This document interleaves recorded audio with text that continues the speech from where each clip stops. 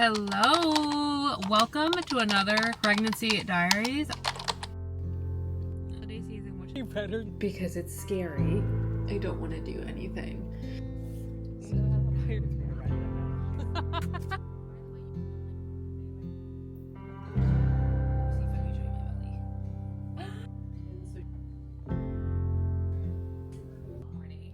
On this journey, I'm going to work on being a lot more vulnerable with you guys, so that's where we're at.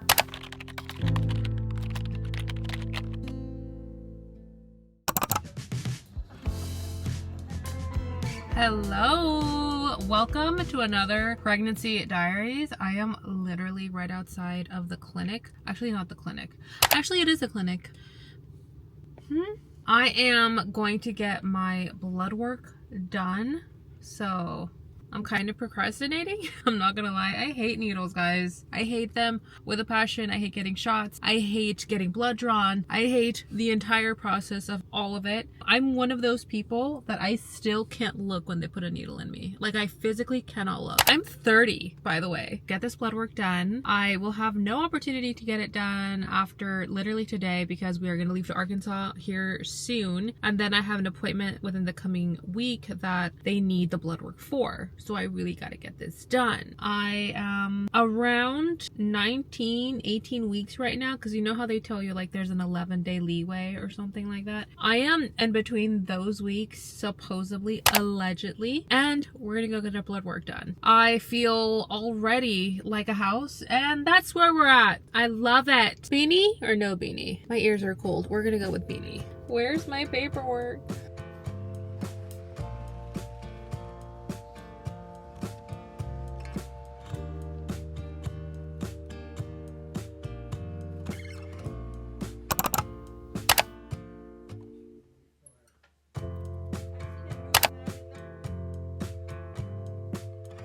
We have officially gotten our DNA taken out. That sucked, guys. I hate it. I hate it with a passion. I hate the poke. I hate the feeling of, you know how when they like move and you can feel them changing the tubes. As much as my guy was so gentle, I always get the gentlest, like sweetest older man. I always get him to draw my blood. I don't know why I have that look, but I do, and I love it because he really is like so good. He's like so quick, but just the initial feeling and all of it, I don't like it, but we're done. We have our boy. Jameson, say hi. Hi. Jameson is here. We are, and Mommy's here. Mommy's here, Jameson's here. We're gonna get some food and then we're gonna go relax at home because I'm already exhausted. What a day. Hi, welcome to Starbucks. Before we get started for you.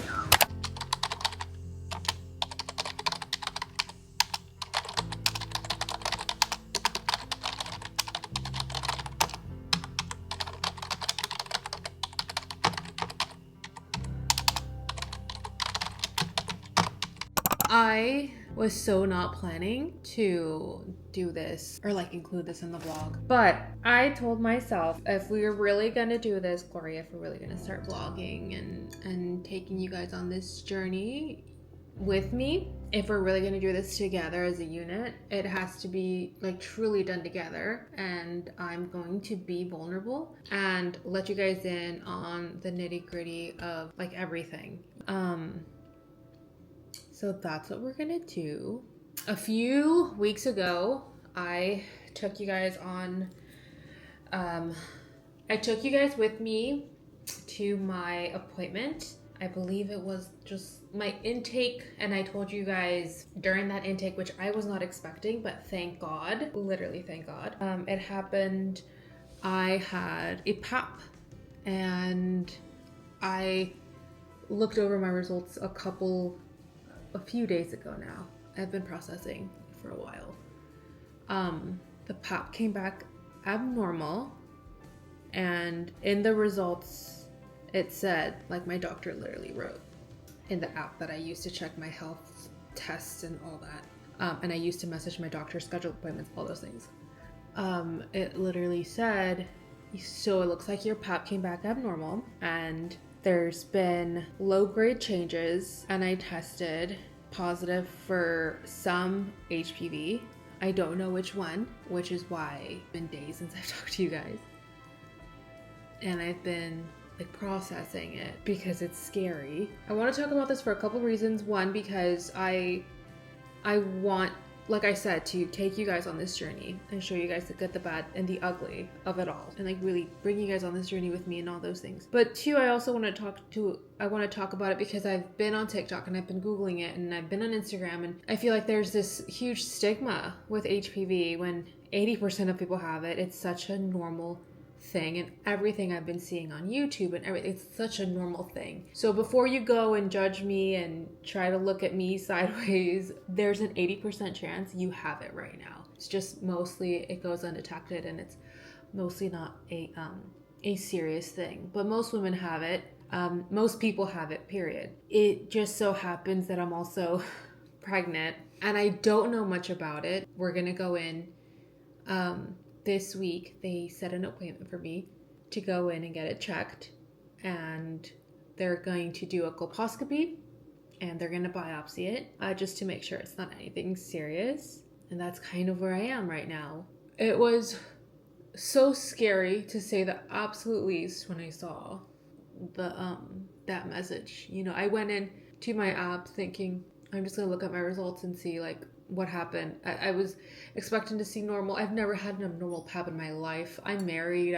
I'm not, you know, out and about doing anything crazy. So I didn't expect to see anything abnormal. And I'm pregnant, so I didn't expect to see anything abnormal. And it came back abnormal. And I immediately texted Brandon.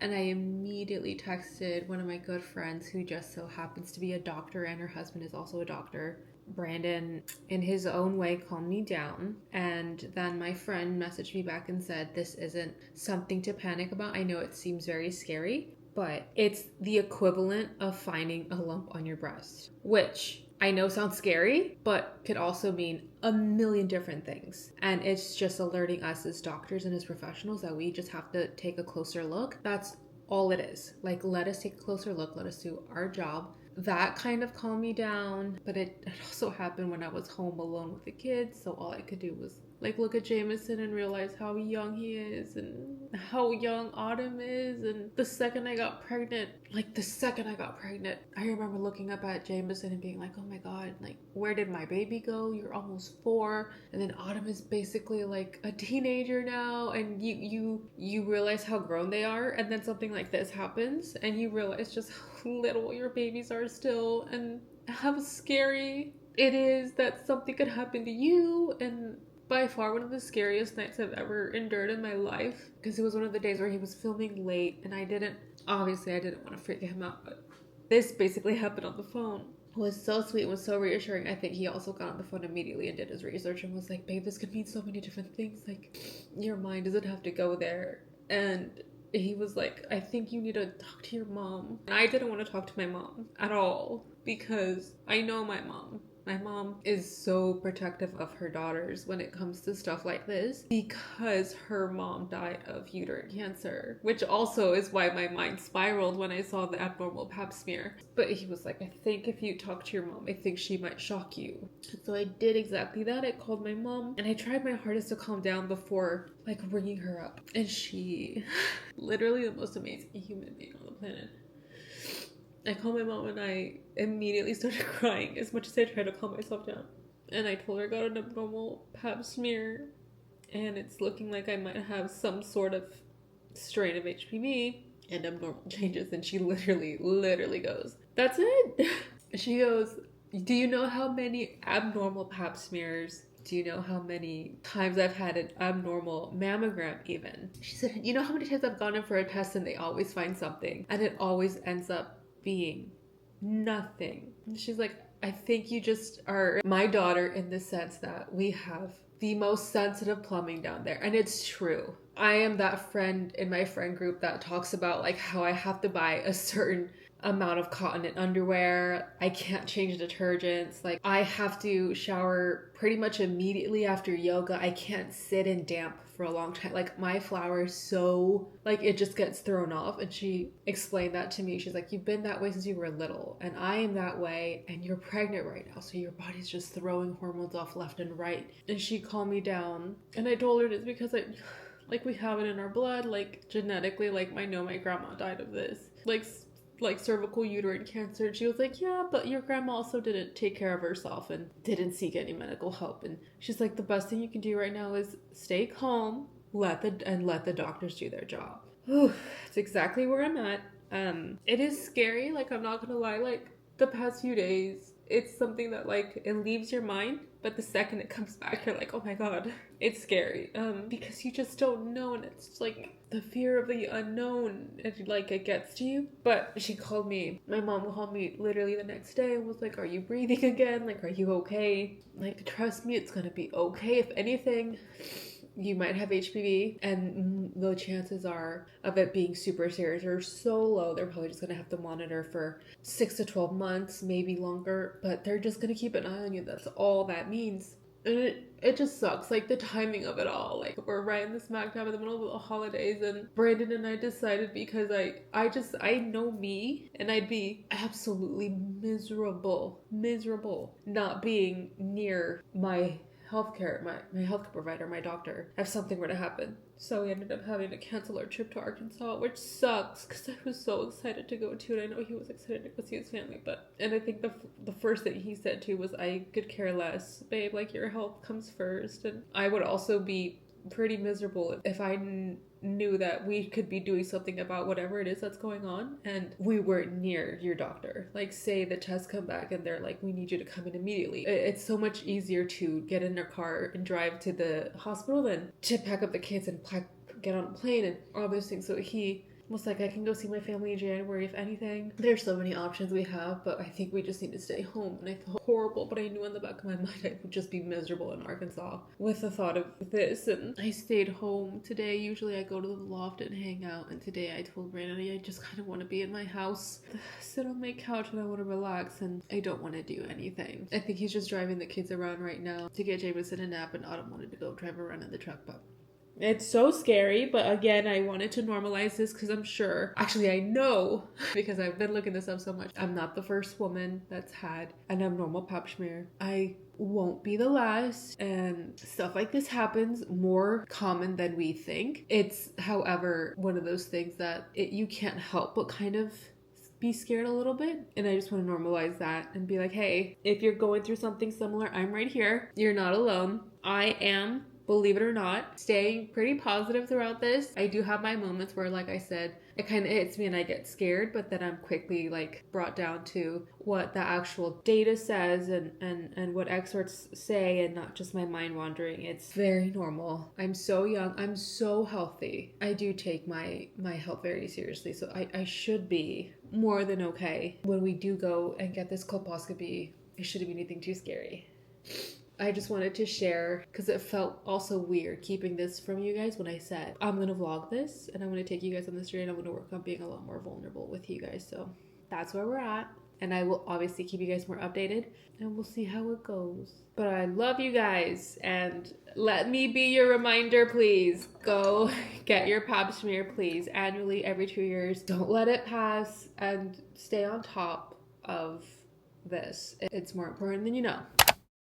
Morning, you guys. I made it to my appointment. I'm going to ask about the pap smear because I didn't hear back from my I didn't hear back from my gyno saying, hey, yeah, we can do the colposcopy during this appointment. I didn't hear anything, so I don't think I'm going to get the colposcopy done. And from what I hear, it's a procedure you definitely have to like schedule out. It's not just something you can just do, which is so annoying because I'm gonna have to wait even longer to get this thing done, which is gonna put off the test. Like, I just want to know. I am somebody who just wants to know. Like, you know how some people are like, I'm afraid of knowing because I'm afraid of getting bad news? Couldn't be more opposite than me. I need to know, and I need to know now. I'm hoping for good things, hoping and praying that all will be well. And like I said, I'm gonna ask my gynecologist about my test results and kind of get her view on it and see if there's anything I could do at the moment. I have to pee so bad. Finding parking was a nightmare, so I gotta go. Did not have the colposcopy done. Totally okay. I kind of figured, like I said, because I heard that it's a whole procedure, that they wouldn't do it. Kind of went in half expecting that, but they did tell me, and this is My gynecologist told me, my nurse practitioner told me that it is a low risk somethings. It's a low risk. It's not high risk and it's not severe, which puts not only my doctor at ease and my nurse, but also me. The doctor said that it is something that it is going to have to be monitored. So we scheduled my colposcopy for January, and it's going to be in a little under 3 weeks. They still want to do the colposcopy, but they are not concerned with what they saw. They are more so like, we have to monitor this, which again puts me at ease to hear my doctor say that it's not something that is severe or high risk, because they did say if it was severe or high risk, this would be a different conversation right now, Mary, kind of situation. So that really did put me at ease, guys. I feel a lot better. They did schedule an ultrasound, and they also have a couple other tests to look over from when I did my blood work. They still haven't gotten the test from my blood work back, so that's also something that we had to discuss. I feel so much better. I called Brandon immediately as soon as I walked out of the appointment. I told him everything the doctor told me, and I think that also let us both breathe a breath of fresh air and just kind of let us relax a little bit. It's not something that's completely out of my mind, I'm not gonna lie. Like, it's still something I think on the back of my head is gonna linger until I get like a clear pap smear. But I'm not as worried, I'm not as concerned. To hear my doctor say I'm not concerned, this is just something that I feel like definitely we should monitor, that put me at ease. And the baby sounds good. She's in her correct position, growing perfectly, right where she needs to be, right under my belly button. Like, that truly helped. We're doing good, guys. Thank you for being my safe space to vent to about this. I love you guys so much. Good morning, you guys. We have an ultrasound to get ready for, which I am currently doing. I always get so excited for ultrasound because you get to see your baby. This one was ordered by the doctor. I think this is like the before 21 weeks or 22 weeks, like the anatomy scan that the doctor orders. And I'm definitely gonna ask if it's for sure a girl. But because last time we went to go to the gender reveal ultrasound, while we got an answer, it like wasn't a super definitive one. He was like, I'm 80-90% sure. I just want to make sure, because the way I have held off on buying baby clothes and like straight pink stuff is because like all the ultrasound. So I am getting ready to do that. We are going to drop Jameson off at my parents. I don't know why I'm nervous. Ultrasound days are the best. I feel like in a lot of these vlogs I'm not wearing a lot of makeup, but it's because my skin has been doing so good, guys, and I don't want to mess with it. Like, I don't want to infuriate it, because when you're pregnant and you make your skin mad, it like is 10 times worse. A variety of factors, and also my hair is just thriving. It's a good time right now in my second trimester. Let me tell you, the hair is hairy, the skin is thriving. I have no more morning sickness. We're doing good. By the way, you guys who are suffering, for those of you guys who are suffering with winter skin, and like winter, I know winter hair isn't a thing, but it kind of is a thing. Especially with eyebrows and eyelashes. I feel like my eyebrows and my eyelashes go through it in the winter. I don't know if they're more prone to breaking. I don't know what it is. But I have been using castor oil since the summer. Hi, babe. And it's been like the hack of all hacks. Alright, I think.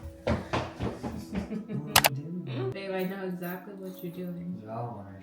Dave. You and Mavis are vlogging. We're vlog. I'm gonna bleep that. Don't believe it. That's what I call my daughter. Everybody's gonna start calling her that. My poor girl. I like it. She's gonna love being called a Mavis. Autumn did set out for it to be a Joke. And then joke. it turns out And now it's gonna be the this generation's gonna be like, yeah, Dad, call me Randall. Aww.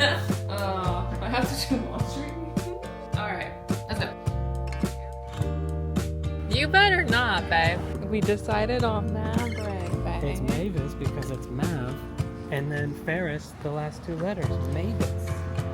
That's true. Did you think of that all by yourself just now? Yes. Thank you. Whatever gets me to write that down on the paper. It's gonna be Maverick, Mavis, Aslan, Ferris. She's Mexican.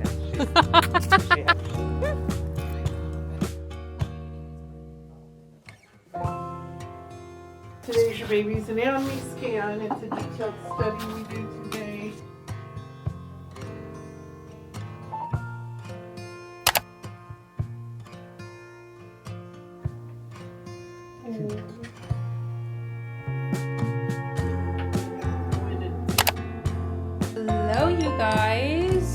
I want to show you guys my belly so bad because I feel like she is popping out so much. And I know you guys heard the ultrasound yesterday. She is 100% a girl. Like that was so, I could breathe a breath of fresh air. I could really start buying baby clothes, because that's one thing that held me back. Was I feel like in the gender reveal ultrasound, like we had a gender said, right? But I was never super convinced with the ultrasound technician and how she said it. And even she said, I'm like 80-90% sure she's a girl. And like that left me thinking, so I was like, maybe I should hold off on buying pink stuff. So many things. But she's a girl, you guys, and she's like out. Like, let me see if I can show you my belly.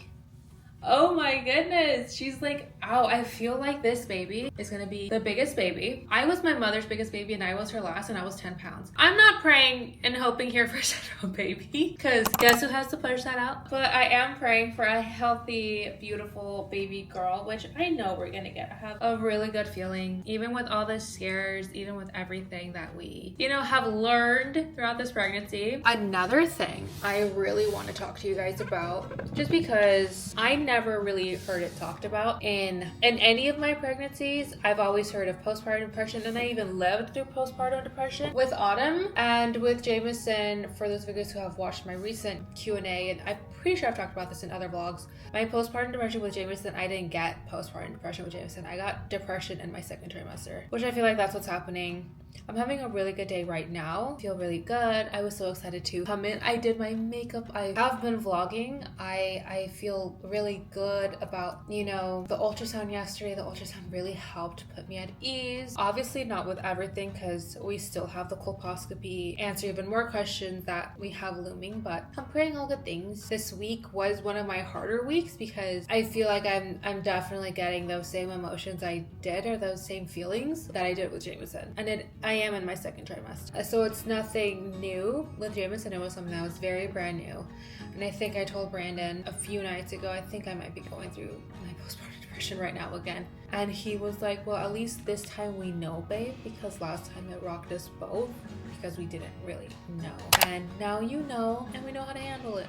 And just let me know what you need from me, and let me know what I can help with. So that's kind of how I've been taking it. Every day is a new day, and I've been taking it like literally day by day. I have not stopped being active. I've been consistent going to yoga, and I've been very proactive on my activity and in doing things that really feed my soul, and trying not to lose the joy in little things, because that's what happened with Jameson, and it was so miserable. This vlog has literally been so many ups and downs, so many emotions, a huge range of things, but I'm really happy still that I'm sharing it, and hopefully, you know, you guys can find solace in these videos if you are also going through what I'm going through, you know, with my abnormal pap smear, or have felt like you're depressed during the second trimester of your pregnancy, or even your third, or even your first. Just know that you're not alone. I definitely have felt it, and it was one of those things that for me, it was so brand new, my last pregnancy, that now I'm not afraid of it. I'll leave you guys with that. I love you guys so much. Please leave me encouraging words down below, or if you guys have any questions that I can answer, please. I know I make these videos a lot so I can look back on and have like these cute memories forever recorded in a vlog, but I do make these videos so in a huge part to build a community of mommies, expecting mommies, I guess, especially because it can be very lonely even when you have a village like I do, that you do have a community out there, and in a way you do have your own little virtual village, and I really hope you know that.